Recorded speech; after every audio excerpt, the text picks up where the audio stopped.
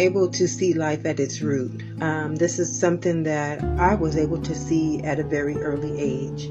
I was able to see internally. I could see life at the beginning, not as the body, but as the consciousness of the body. And I saw life beautifully, but what I saw outside of life reflected none of that beauty, because we are creating life outside of the beauty in which it is formed. Inside of each and every one of us is unconditional love, unbiased and truthful. And when we are taking our perceptions and our understanding of life from something outside of us, we are not creating from the living truth in which creation created itself to reflect that beauty. And this was something that I spent a long time praying to God to help give me a better understanding, but not just give me a better understanding, but help me be a reflection to those who have been governing life externally.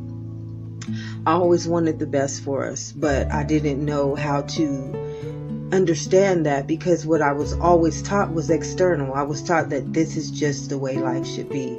But the truth is, life is pure conscious. And as long as we give our consciousness to something that we see, how can we ever create it within us?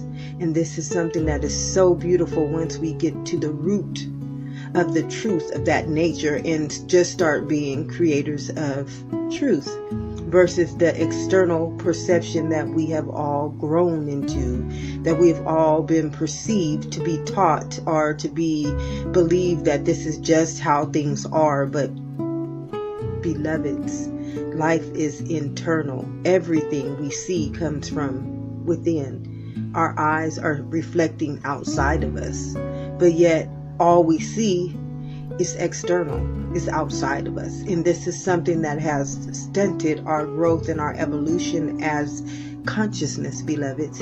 And you and I, we are so much worthier than the perceptions that we just agree to. We are so much worthier than the ugliness that we just see living in the world amongst a perception that holds no truth. But because we've accepted it as our truth, now it becomes our reality.